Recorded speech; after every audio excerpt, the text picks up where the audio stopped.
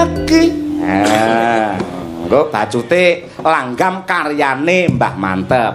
Ngenteni apik lah awakmu. Kaya ning Kamendungan kae lho, kraton kae lho. Aku ndelok ning YouTube wah. Niki bareng ora gelungan macak gur bergas ngono kok ya walah temenanan apik. Ayo ngene. Ayo jumeneng kan, ora apa-apa kan. Ayo. Rata-tata gen rada kendho. Niken Salindri Putra Dalang. Ya, Pak Gonto Supono Trah saka Klaten. Heeh, ngawonggo. Ya, anak buah Karno. Ya. No. Ya, nggih. Dadi Manggala Patih Karno. Ya, tetep gandeng tetepan. Ayo, nggih. Beh. Ya.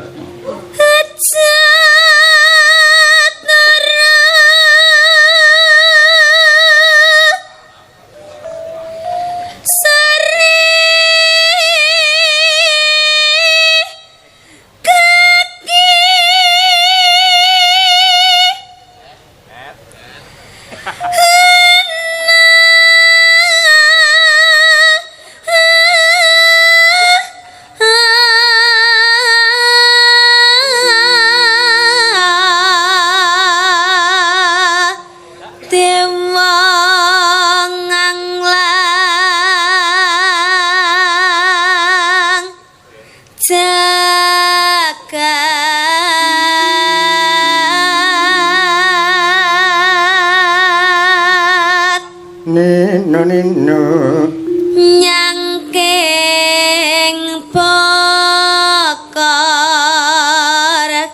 kanca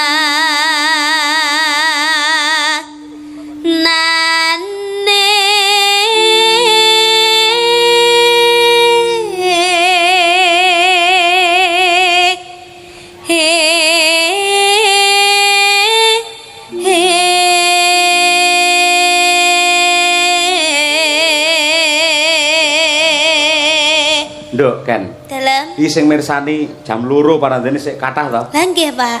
Aku ki ra ngerti, tak kira wis sing mirsani wis entek mergo suwepi nyenyet renek suarane. Menikmati, Pak. Lah ngene iki golek penonton model penghayat kaya ngene iki angel lho. Lah nggih. Kabeh padha tingkem, kabeh padha nggatekake, kabeh ora ana sing cemuwit merga mengapresiasi pagelaran wayang sing nyatane iki warisane para leluhur. Mila luar biasa, penonton yang berkarakter dan bertata krama ya ning kene iki. Apik tenan.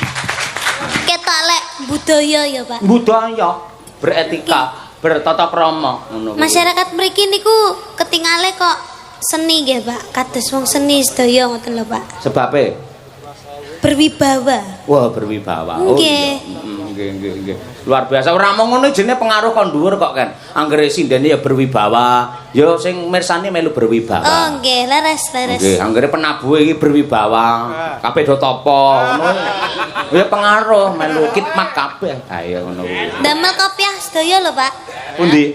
Duh, bapak-bapake? Oh, nggih, pancen ngoten niku.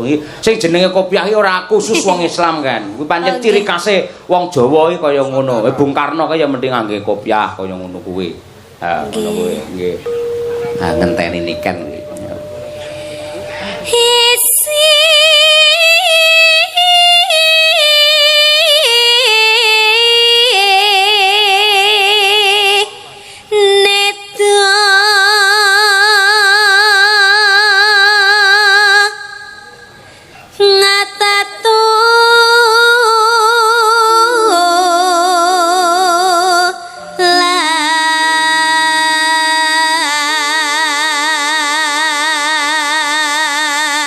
Kirang marem mirsani wonten Desa Simbatan mriki benjang saged nyusul tanggal 15 Agustus wonten ing Manjung Barat Magetan nggih mrika. Monggo. Tapi mboten Pak keng mriki Manjung nggih. Mboten. Oh nggih, matur nuwun. Niku napa kalih kula, Pak? Heh? Mboten to? Lah awakmu selo mangkat to lek gelem 150. Ayo. Lho karo bapake dhewe mosok regan-reganan to kan. Lah nggih to, Pak. Pun to. Kaya awakmu ketoke kangen Madangkara ngene, Pak nusul ngono. Nggih, Pak. Nggih. Kula iki napa to mboten masalah ngeten niku lek kalih jenengan niku wis mboten, Pak, kula, Pak. Ora, lah sebabe apa? Sebabe? Lah kan nggih kados anake kalih bapake to, Pak. Iya, bener kaya ngono kuwi. Awake dhewe ora perlu mikir dhuwit. Pamane ya ditanggap ngene iki karo Pak Rasa, ora perlu mikir saweran. Ora perlu. Saweran ben dipikir karo Pak Rasa dhewe ya. Lah nggih, ya ora diwe ya dinteni ngono lho, Pak. Dah. Ayo lek dremis men ayo nggih. Ya nduk. Sandang kelawan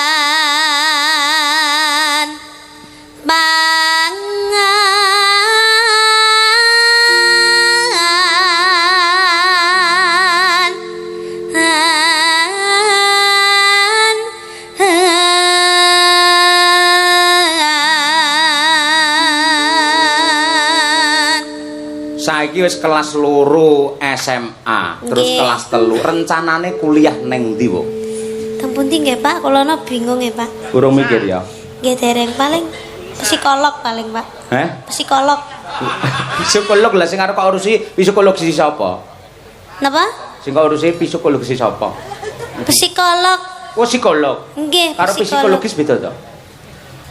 Nggih sami, Pak. Ayo sami, ayo. Mengke kan nek jenengan butuh teman curhat, mengke kan curhat teng kula pados solusi ngoten lho, Pak. Gua berarti padake aku stres lek kuwi berarti. Nggih mboten to, Pak. Psikolog kok. Kan psikolog itu kan menerima semua curhatan. Oh, iya iya iya. Iya, lek mama bapak stres, bapak bunek. Heeh. Maksudnya stres mikir gawean ngoten lho, Pak. Lek gawean aku ora stres kan. Lek mikir mbokmu sing stres ya. Lah niku, Pak. Aku yang anggere lekan jarake sinden dilu ngene dheke menti parute ning dhuwur. Ayo ngono. Nggih jelas to apa mau aku dadi bukesi nggih ngoten. Lho enggak boleh seperti itu. Sing jenenge laki-laki lah tanggung jawabe ki abot. Golek hiburan kursi sithik ngene parandene dilarang. Wong lanange abot lho, imam rumah tangga. Lho kaya ngono kuwi. Ayo. Ya abot wong wedok to, Pak. Kok iso? Wong wedok ki anggih to meneng ki tapi ki sing dipikir akeh lho, Pak. Lah sepikir Mikir apa? anak, mikir bojo, mikir kebutuhan, mikir semua yang ada di rumah, gorong mikir lagu, gorong mikir apa meneh kaya bukesi niki kudune ning omah malih apa jenenge melok jenengan nyambut gawe. Lah kok dhek melu ya sine ra takjak mergo wedi lek aku disenengi sinden-sinden. Lah kan iku.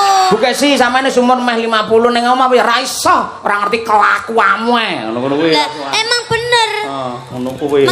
Sendok intermezzo. Iki salah. Internet. Bapakmu ki nggak bener ngapusi. Ibu ki lho karo bapakmu iki bekti. Ibu ki arep ning kampus, blonjo ning pasar, salim cium tangan karo bapakmu. Terus elingo to anggere aku cium tangan mesti sampean kan mengencup keningku to, Pak. Heeh. Ya ngono kuwi wong lanang sing apik karo bojo gemati. Aku areke blonjo ning pasar salim, arep pengajian salim karo sampean terus mbok kecup keningku. Nah, kuwi ora ngerti to kowe kan diingi lak prei sewengi. Nggih. Bukesi iki ndelalah bar anu lho ulang tahun pernikahanku lho. Oh nggih, anniversary. Yang ke-16. Oh, tak jak dolan ya Bukesi. Wis saiki ning mall, wis karo aku tak gandeng tangane kae. Wis tok mesra banget kae. Kenceng lek aku gondeli tangane. Lah teng napa, Pak? Lek ora tak gondeli tangane, dia mending njupuk apa-apa. Itu tidak boleh ya, Pak. Enggak boleh ya, Ken? Seharusnya itu bukesi harus diculkan jenengan gawani ATM. Hah? Mbak iki kuwalik.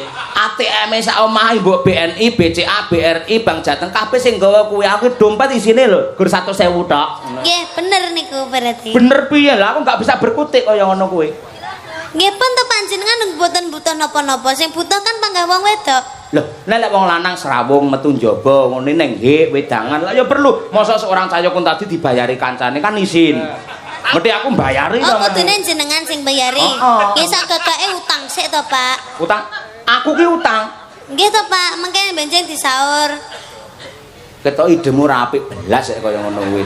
Kuwi kok bakule ning angkringan mriki lho sinden dalang kondang bojone sinden kondang pandene kene utang genah iki sing wedok nglintingi tahu ngono kuwi.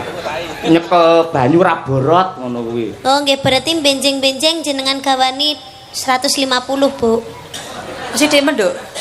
Nggih, cukup gak cukup kudu kuwi, Bu. Oh, Engko iya. lek soalnya lek kakean mesti digireno-reno. Nah, bener setuju aku, Nduk. Setuju pancen. Nah. Apa, Pak? Dana kenakalan lho, Pak. Oh, piye? Kok iso demuni dana kenakalan lho. Nalare iki bisa nakal kuwi sepiro? Ya Allah astagfirullahaladzim. Aku aku ki pol-pole ya ngene penatah ngono ki terus ngek dhuwit penatahnya Mas ki dadekno wayange Werkudara. Ngene tukang mulas wayang ki Mas dadekno ngene dhuwit ngono kuwi. Ngono. Kok iso kenakalan ngene penatah ora. Kejaba lek aku ki nakalku ora natah wayang ning natah wong wedok. Lah kuwi nakal ngono kuwi. Nah, ngono kuwi. Malah wong lanang lek dilosne, sok-soke malah ternyuh karo wong wedok. Wah, aku nggo dhuwit. Sing gawani bojoku. Lek nganti aku nakal, reno-reno mindah kaya apa mesakne bojoku. Ya ora mesti. Kuwi lek sing pikirane normal, sing abnormal, Pak. Manggep aku gendeng no piye? Nggih kan mboten jenengan. Kan jenengan kan nyanjangi niki kan nggih dimirengne sedaya para laki-laki to, Pak.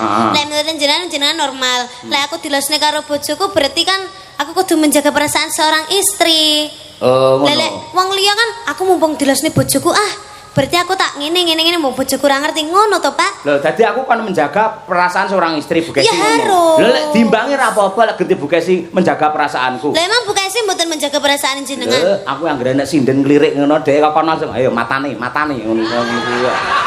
Ora ngadep debok no akhire sewengi nyawangi iki lho aku sewengi iki. Ora Nduk, aku kok ora percaya karo omongan bapakmu. Sampeyan ngerti to wingi pas bintang tamu ning Ponorogo, ndalane Ponorogo bapakmu bintang tamu ning Mbak Silvi Kumalasari.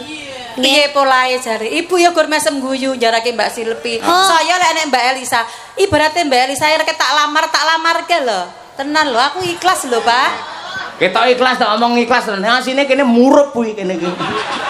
Kalungan kulkas kuwi dhek. Kurang percaya apa to sampean karo aku? Api-apike wong wedoke delok Raden Janaka. Wah, bojone pira? Sakopi. Dewi Wara Sembadra. Kuwi digarwa duwe bojo apa jenenge? Janaka kuwi duwe bojo akeh. Sembadra ki gur mesem guyu, malah ngrabekne bojone kuwi mau. Sri Kandi dilamarke, Larasati dilamarke kanggo Raden Janaka. Ibumu ki ya jiwane kaya Dewi Wara Sembadra, Nduk. Berarti jenengan lila lek Wis bapak di ikhlas aku malah penak enek sing ngewangi aku kekeselen, Nduk. Lah aku ora gelem mesti ora ikhlas kok, Nduk. Wong sing ditawane Bukesi jenis kema lho, banci-banci ngono kuwi lho. Lah aku piye masa anggar. Ayo ngono. Ayo, ngono jenenge puwa-puwa wong jatahe Larsa ora mapek. Ayo. Tekan ndi kan iki mau kan? Ayo kan. Ya iku. Ya iku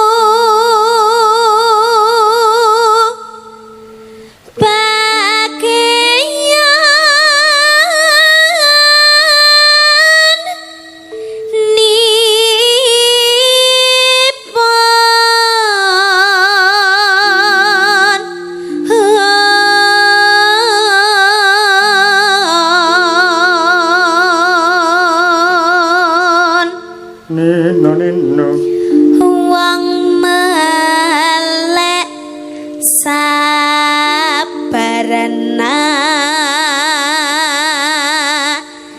rimo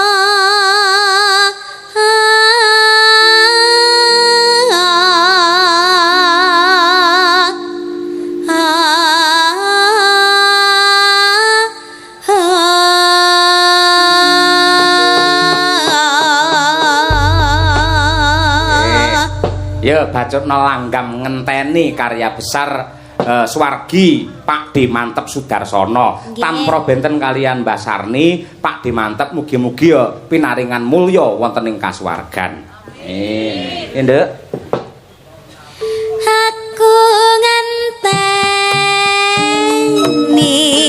takamu kaya ngenteni madene maya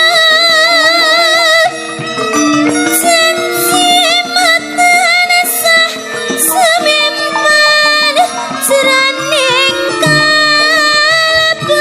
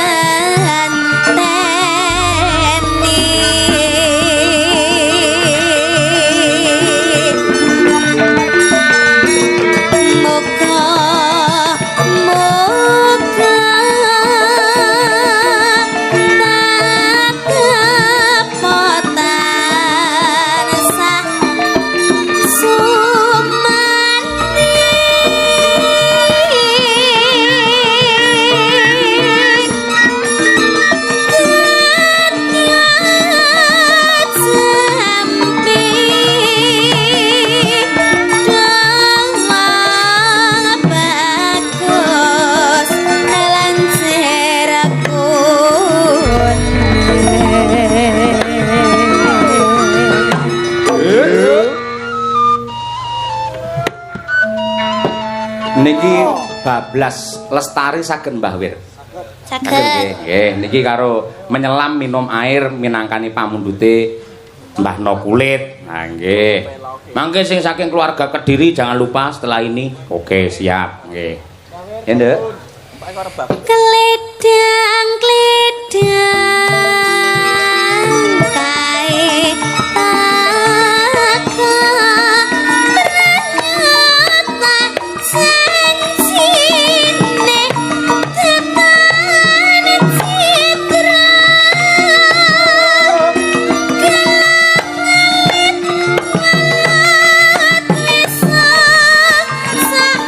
Lestari uyuh rukun berkah barokah kagem swarga ibu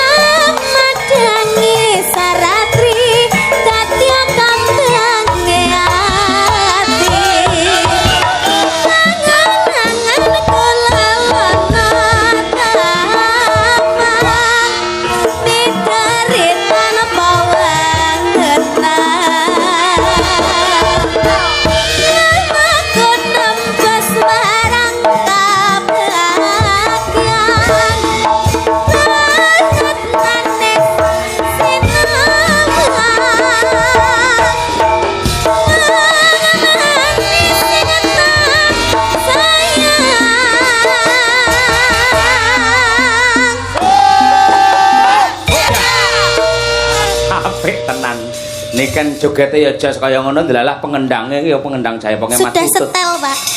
Kan purut Agusino. Ayo. Apik. Kok setel karo Mas Noval? Hah? Kok wis setel karo Mas Noval? Iya, sudah setel. Wis kulino ngono ya. Iya. Wis chemistry. Iya, tidak juga. Oh, tidak. Enggak mau jadi istri. Enggak mau. Oh, enggak mau, betul. Aja. Nggih, aja. Awakmu wis eman-eman kowe kudu hati-hati, kudu pilih-pilih tenan kan. Aku meling. Kan Mas Noval sama saya itu kados kakak beradik. Oh, kakak beradik. Iya.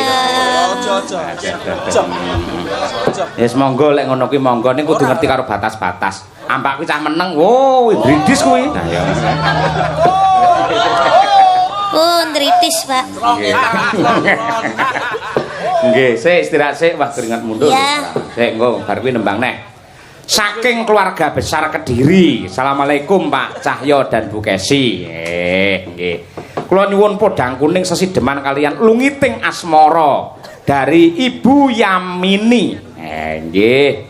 Mau sore wis jagongan wis foto-foto karo keluarga Kediri ae dhewe. Ya, matur nuwun. Tresnani karo piyai kene. Aduh, Bu Kesi, aduh padahal biasane ningali teng YouTube sakniki saged panggil langsung. Ya ampun. Mugi-mugi jenengan saged nanggap nggih, Bu.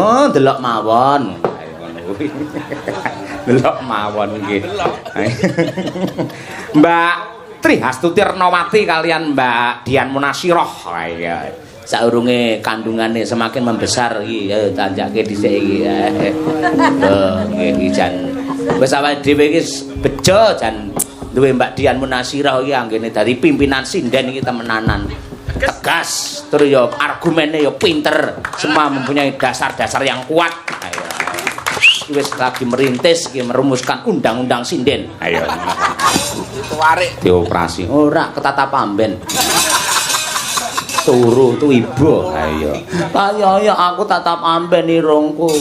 Karma kuwi. Mesake banget. Ning aja ngene Mbak Tutik ambak piyaine iki kaya ngono ya. Nek putra-putrane dadi kabeh lho kuwi. Ya, apik-apik sekolah jos kabeh. Ya pinter-pinter. Apa kuwi jenenge juara-juara kumlot. Ayo.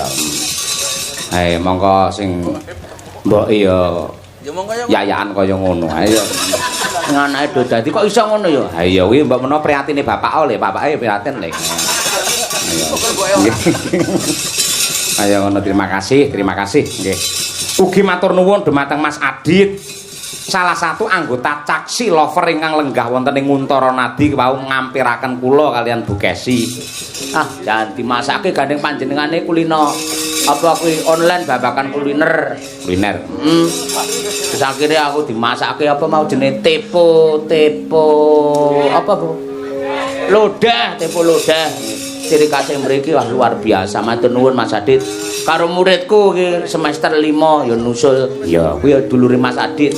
Ya Mas Dimas. Matur nuwun Mas. Wis jupun sing apik Mas. Sing elek aja dijupul lek ndelok wayangan ngene iki. Ha iya. Ning ketake bengi rene sing apik kowe. Mesti aneh ngono jenenge pedhingane. Yo keneh kan. Yo kaya apa. Kowe arep milih ndi? Arep milih ayang-ayang apa arep milih Wijaya Kusuma? Ah, Kusuma Wijaya ta, Pak? Ayo diwalik cara Inggris diwalik. Jane ada sing luwih baru lagi lho, Pak. Apa neh ya ampun, kuwi sik lagi aku apal kok wis ganti neh lho ngono. Kawitaning Sinawang. Hah? Kawitaning Sinawang. Oh alah kuwi to sing lagi in saiki iki to. Iya. Kawitaning kuwi to. Ini lebih bagus ini, Pak. Sing piye kuwi? Sik. Kawitan sinawange pasoryan. Mungkin jenengan mirengne to, Pak. Nah, terus. Tansah kinambar ing samune awang katon endah salah selakane karangrang wretu bawane. Oh ya apik. Mbah Wir aman Mbah Wir? Ya, aman. Semua kru Madangkara ini sudah klop, Pak. Iya. Oh, sing ramane pancen aku biasane. Ayo. Aku sirku ya mau ki anu ora siir, kok iso metu siir ya. Ayo. Cul ngono lho ki apa ki mau. Ayo gedeng aku ngangger-ngangger yane metu karepe dhewe. Ayo. Sirku ning catetanmu apa ta sirku mau?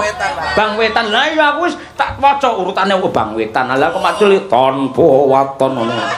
Ujar yang guyu hahaha. Apa-apa yang tahu kita sendiri ya. Ayo. Ya kan coba kaya apa? Nggih. Ayo bojone lek anti dendang tak terus ting tong ting. Ayo bojone dilene kancane sabar. Nggih. Kawitane sinawang coba kaya apa? Wah, jan lagu anyar terus. Nanti kalau Bapak kurang cocok sama lagu ini, Pak, berarti tambah Kusuma Wijaya, Pak. Oh, boleh arep Kusuma Wijaya arep ganti Jamus Kalimasada boleh. Oke. Oke, nggih, siapa? Oh, jane lek paling seneng awakmu lek ayang-ayang asine. Oh, ya wis. Awang kuno ta berarti? Mongko kowe lagi hit biyen ta? Aku ngene lagi seneng. Berarti gampang carry ngene lho. Ketinggalan, Pak. Ketinggalan. Rong wong wedok ayu kabeh do rebutan. Aku meneng ae. Bar kuwi bareng dipek. Aku lagi seneng. Lah ngono kuwi lho keren. Oh, juweting mesti carry kok. Ayo. Endinge yo manggah wong wedok ae. Lah iya ta. Piye ta bapakmu iki piye? Kucluk. Ayo. Yo, kawitane coba kaya apa? Nggih. Kawit. Nggih.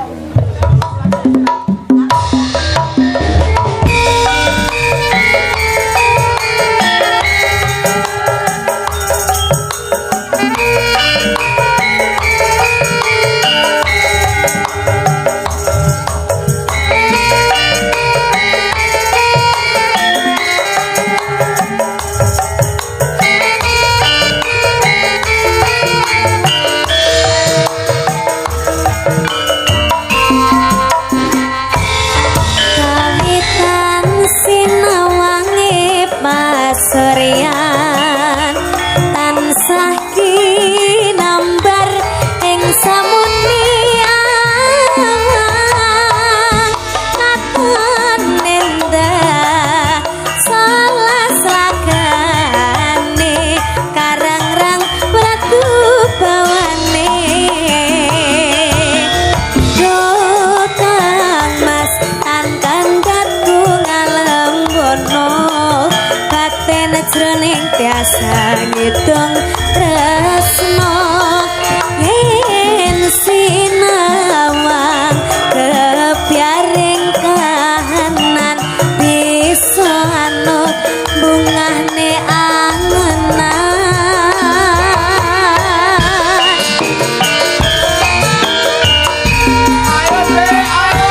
lintanging tawang katya netramu padange bulan gambarane semu sumilire angin gawa tresno senangmu kang patut kagawa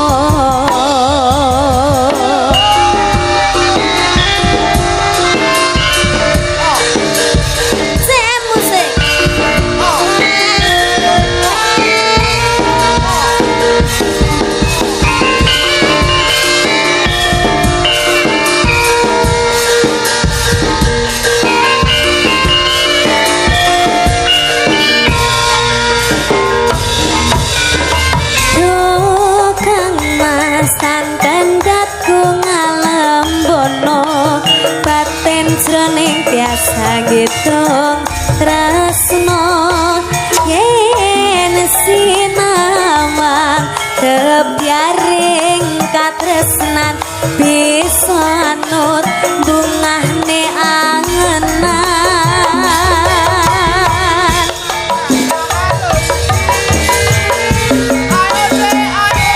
lintanging tawang kadya netra bulan gambarane esemu sumilire angin gawa tresno senangmu kang katut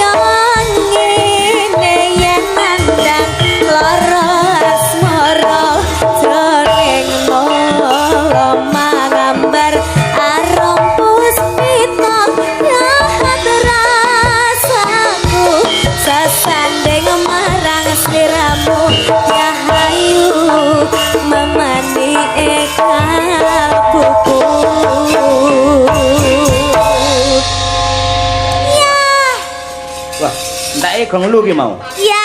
Ah, elok tenan ya kawit berarti iki. Ayo. Jenengan mungkin belum apa terbiasa mendengarkan lagu ini, Pak. Aku iki kudu ping 10. Ngono kuwi. Bar kuwi lagi iso meresapi ngono kuwi. Ngono kuwi nyawang wong ya ngono kuwi. Lah rong ping 10 ngono ya ora ngerti ayu apa ora ngerti kan ngono kuwi. Ngono kuwi. Lirikmu nyapa kowe. Ngono. Ngono kuwi pancen Pakmu wis ciri khas ngono. Ngene nggih hiburan asine ngene. Ya mek nang kene tok aku omong ngene iki asine. Ning omah karo mbokmu basa awak. Iya, sendika dawuh ngono kuwi. Nggih, ngono kuwi ngantian. Upamane kowe terus lulus SMA no kuliah ning isi Surakarta. Kowe lek nari lek wis pinter, ya ta? Kowe terus apa ki nembang wis pinter. Lah ngono kowe kuliah ning isi Surakarta jurusan pedalangan. Sing mulang bapak. Wah, tenan. Ayo Ken ke kantin aja kuwatir, tak bayar rono. Ayo ngono kuwi, ngono kuwi. Huak napa mboten, Pak? Hah? Huak napa mboten? Kuat apane? Huak. Huak apa ya? Ngapusi napa mboten? Kok iso ngapusi wong aku dosen pedalangan lho. Loh, mengke lek delala sing ngajar mboten jenengan.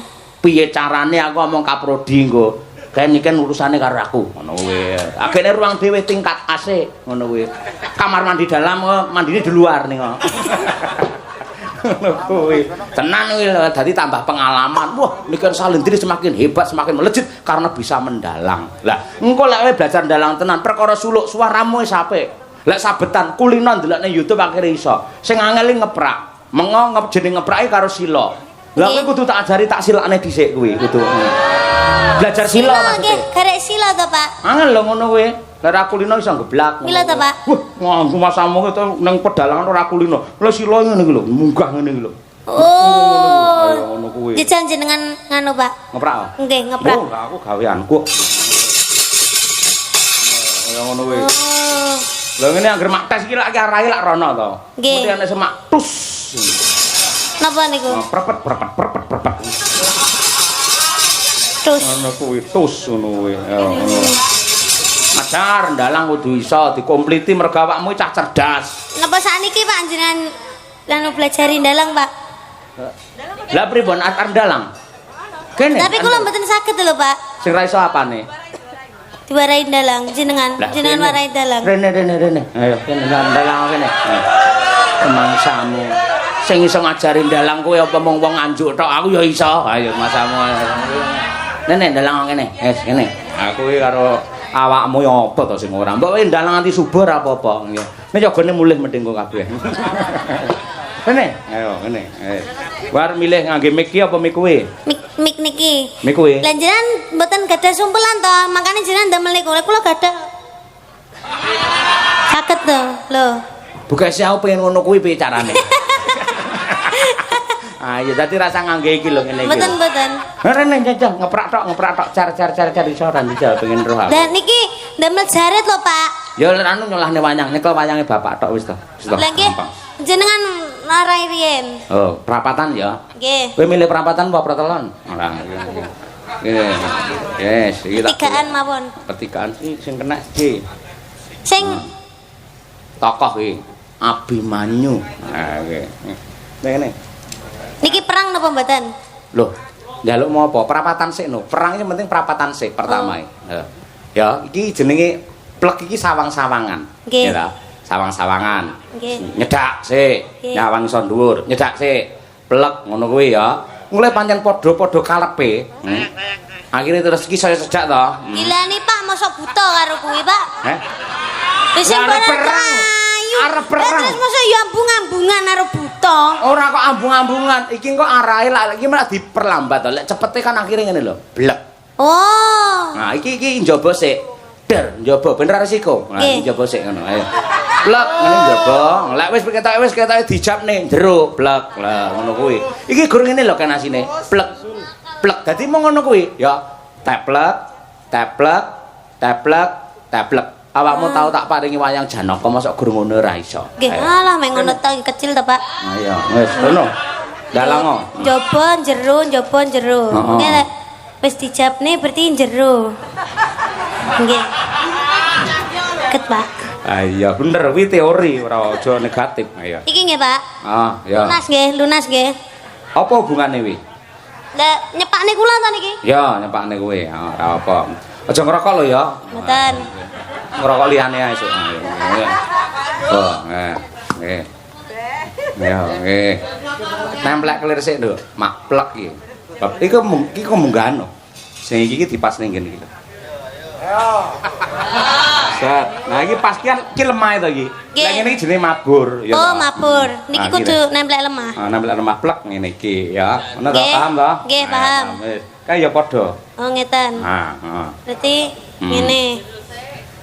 Iki ceritane sawang-sawangan sik arep gelut. Heeh. Ani pira wae? Ani 100. Ya. Iki arep perang pon ning pasar kok nyang-nyangan. Iso wani pira wani 100 ora. Agak glak limpamu ngono lho. Oke, Mbami jenengan sing ngomong, Pak. Maju para ngarsa kok tak untal Malang.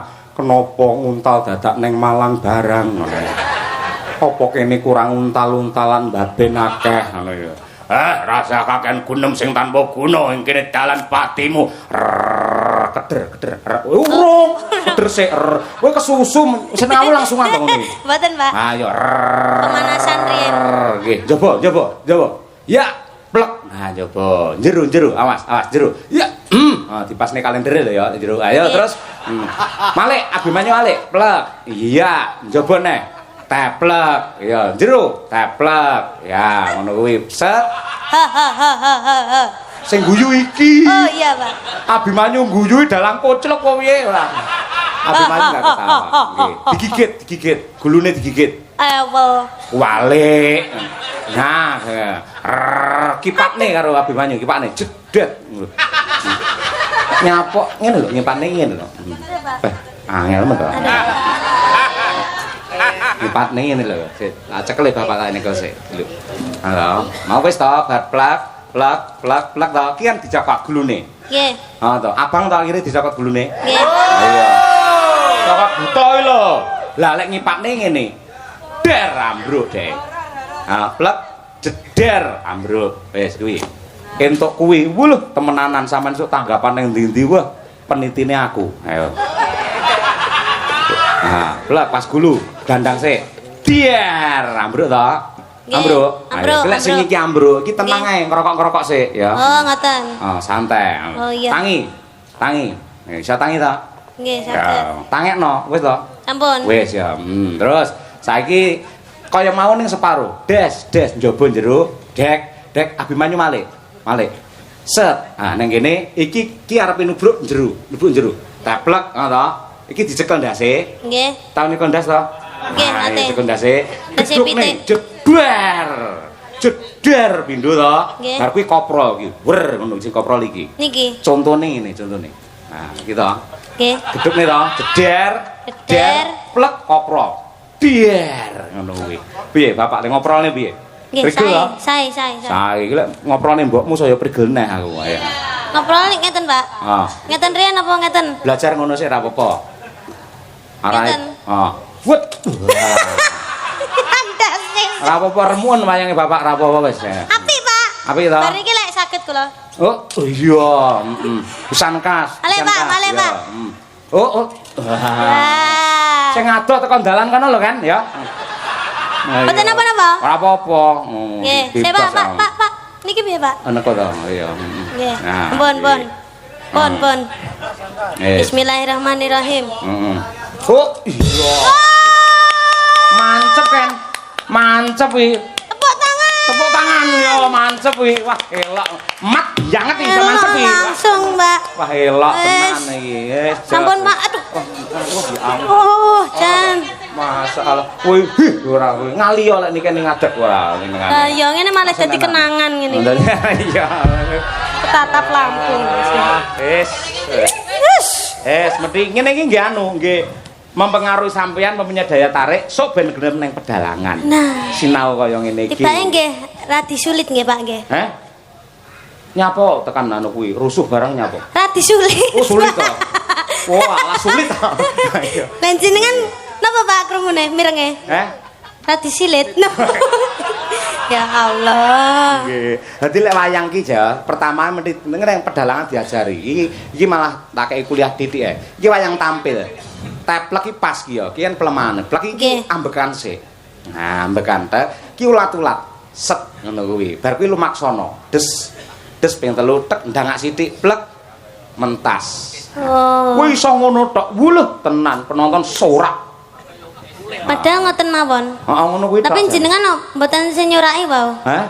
Sak menten Lah aku sithik. kan wis dalang biasa, sampean kan luar biasa. Oh, Iya, nggih, ngono nggih, kuwi. nggih, siap, Loh, siap. lek sing jenenge bapak ora perlu sorak, ning bapak mung ngene tok ya pamane ya. Mung sabetan ngene tok pamane. Ndi mau? Iki pamane. Ya. Plek der set plek der set plek der set plek der. Wong ora sorak ning kok kono mesti yoga-yoga langsung.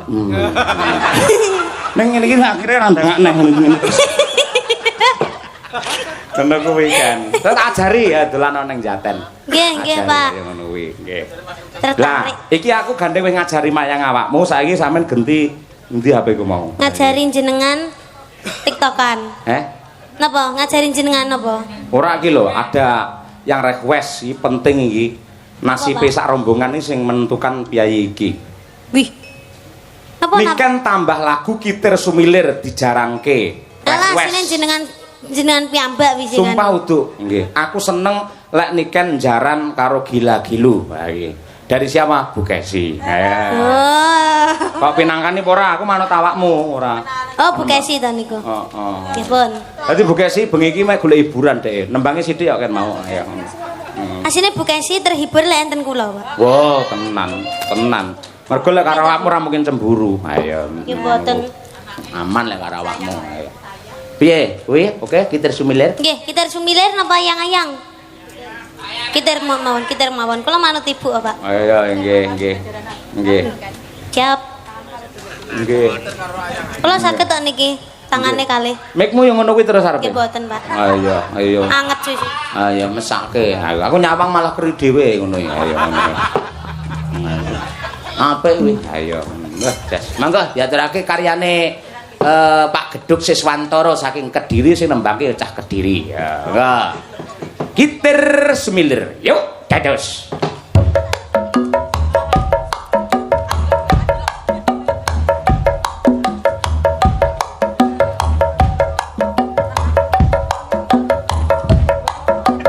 Yo.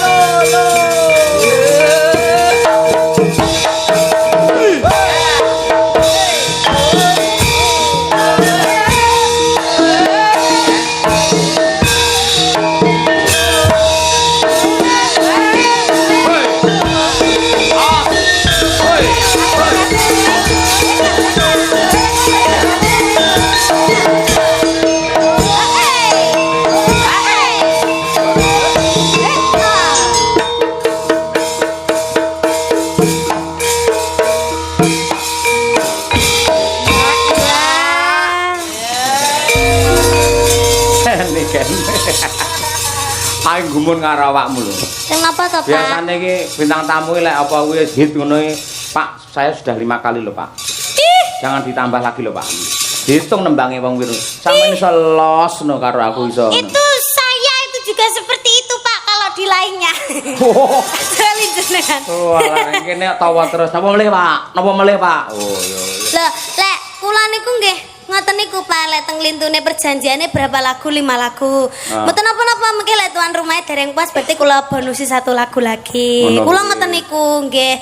Yang penting kita itu harus bisa, kan namanya kita tuh ditanggap ya Pak. Kita harus memuaskan hati para penanggap. Bukan kita itu menuruti kita sendiri. Ngoten. Lek gak kuat ketawal ya wis berarti ra usah nampani jawab ngoten lho Pak. Wah, elok. Iki meng kok hitung jan ping pira? Ping 10 enek lah awakmu wisan. Mila Pak. Mboten kerasa barang mau lho. Ayo. Sing akeh ra tau diitung walah kan nganti jam 3 lho kan. Sakniki pun jam 3 Pak. Jam 3. Kula kintil lek tasik jam 10 lho Pak. Kula iki pejan lek nderek jenengan iku pen mboten krasa napa-napa ngoten lho Pak. Lah ra krasa apa turu kok piye ra krasa apa-apa. Nggih kados pamit kula niku nyanyi peng 10 ngoten kados peng kalih mehan. Oh, kuwi iki nglulu apa tenanan ngono kuwi? Tenanan, Pak. Demi Allah. Nggih, demi Allah. Niku mampun kula pun mimi obat to, Pak. Wow, sore. Mimi obat apa? Obat napa pusing kali obat watuk niku, Pak. Kula. Biasanya kan efeknya ngantuk. Obat batuk niku. Tapi nggih mboten nih, Pak. Ra ngantuk ya? Mboten nih, Pak. Belas niku. Luar biasa. Padha karo ki mbak-mbakmu iki lho. Ora tau do ngantuk. Langsung ler ngono wae. Lah ya makasih Ken, makasih. Sing tanggapan nang dineh engko. Mengke teng Pati. Pati. Isu awan iki engko. Nggih, mengke siang berangkat. Waduh, iya. Iki wangsul riyen. Ya wis, muga-muga sampean tansah pinaringan sehat walafiat kuat. Sampean iki ganjarane akeh mergo menghibur masyarakat ribuan sing ngefan karo jenengan. Nggih, amin. Makasih ya wis mendukung Madangkara karo wayangane Bapak. Nggih, Pak. Matur nuwun karo Pak Suroso barang. Nggih, Pak Suroso, matur sembah nuwun. Lek mboten karena panjenengan kula nggih mboten kepanggih kalian jenengan.